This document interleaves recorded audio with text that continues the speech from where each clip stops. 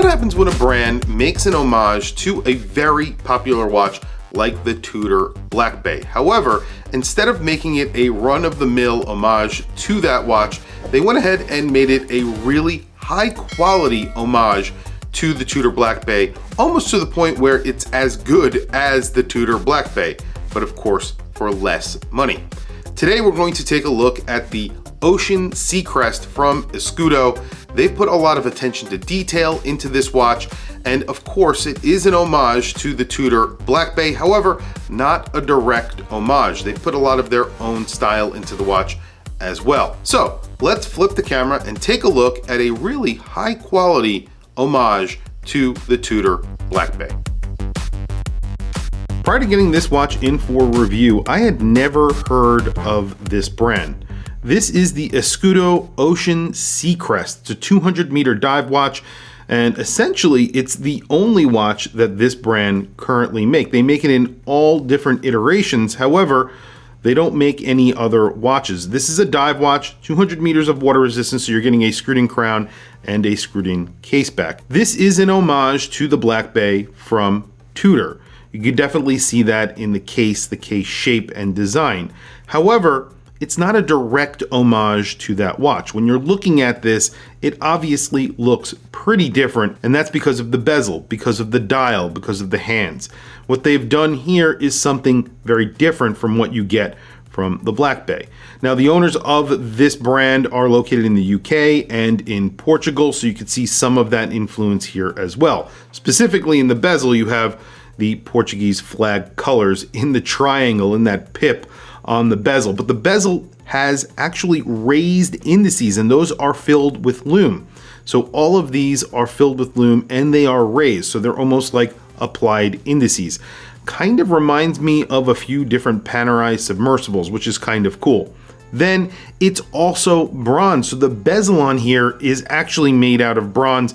The case is made out of stainless steel, so you have a two-tone effect going on. All of the indices and hands are in a gold tone that sort of match that bronze on that bezel and on that bezel insert. Those raised indices are in that bronze gold tone as well.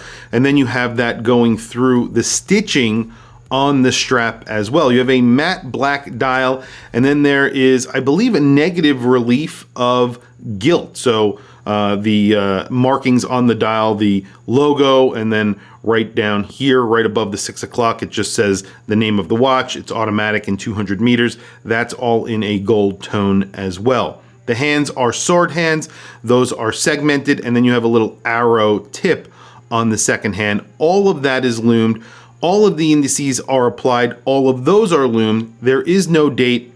And this gets a Sellita SW200. I believe it's an elaborate grade, and it is a no date. So they've put a lot of thought in making this watch. Also, when you flip it on its side, something that makes it a little bit different as well, they've actually enamel filled the screwed-in crown, which is really cool. Again, that's their logo. You get the logo on their screwed-in caseback as well. Really nice caseback. Everything, all the details have been really paid attention to.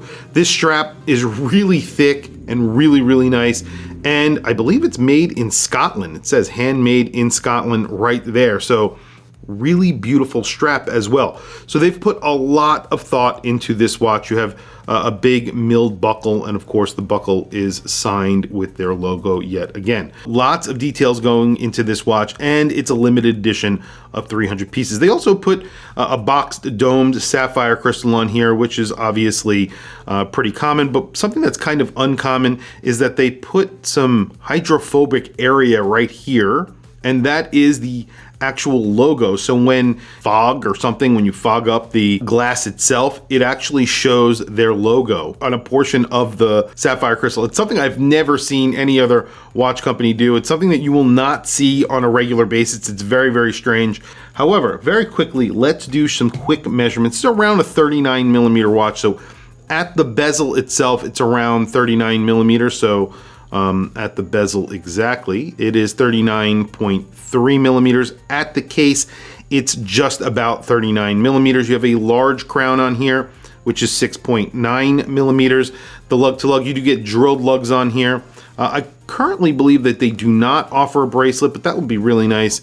47.5 millimeters, and then the thickness just around 13.1 millimeters. I don't know why they can get this watch much thinner than obviously Tudor. That doesn't make a lot of sense, but it is pretty thin for a 200-meter dive watch with a very high domed boxed sapphire crystal. So that's really, really good. Price on this is $1,649. And it is on the higher side, but the reason is because obviously a lot of work goes into this dial, a lot of lume goes into this dial, and the hands and that bezel. Obviously you're getting a two-tone bronze and stainless steel. Let's actually listen to the bezel action, and then I will throw this on my wrist.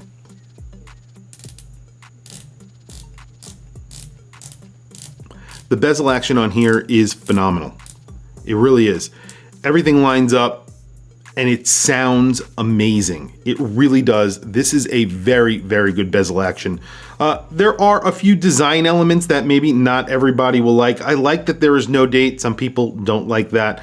I like the indices, but I could see how it's a little bit weird. I think a lot of people will not like that bi-colored triangle on the bezel. I think a lot of people might have a problem with that.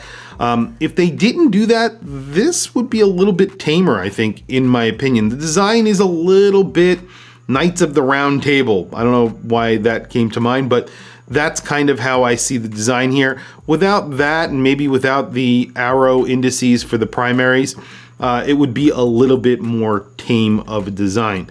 But I think it wouldn't stand out as much from the crowd of other Black Bay impersonators out there.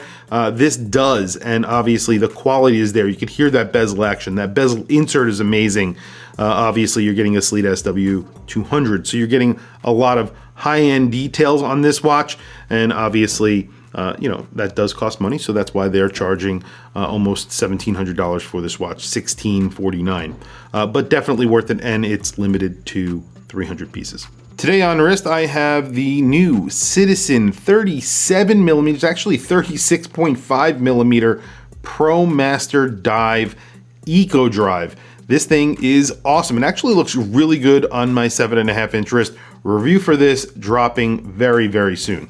There is the Escudo on my 7.5 inch wrist. You can see this wears really nicely. It's 39 millimeters. It's not incredibly thick, especially since it's an homage to a pretty thick watch. It's actually thinner. Really nice looking watch on my 7.5 inch wrist. And I really like the strap combination with the case. However, I prefer a slimmer strap. That's just my style. However, this is a very robust, very big strap, and I definitely think it works with the watch. I would go with something a little bit slimmer in my opinion, but that is just my personal opinion. So I mentioned lume when I was mentioning the price. Obviously, this gets a lot of lume.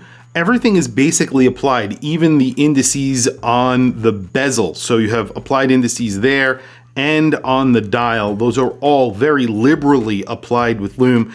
And then you have those sword hands, they're sort of segmented sword hands. Those are applied with lume, and then you have a little bit of lume on that arrow for the seconds hand. So tons of lume on this dial. You will not be disappointed with the quality, overall quality of this watch. If you're okay with the design, which I think is kind of funky and cool, and like I said, kind of reminds me of the Knights of the Round Table. I have no idea why, but that's kind of my opinion of it, and I really do like this. It's a little bit different from the pack, and obviously the quality is definitely there and justifies the price. Tell me what you guys think down in the comments below. I want to hear from you guys. What do you think of this watch? What do you think of the combination of bronze and stainless steel? I think that works out really well. I've seen other brands do that, and again, that makes it stand out a little bit from the pack again. Tell me what you think down in the comments below. I want to hear from you. Please also don't forget to like, subscribe, hit that bell icon. It's super helpful for the channel, and I very much appreciate it. Anyway, thank you for logging on. I'll catch you guys in the next video.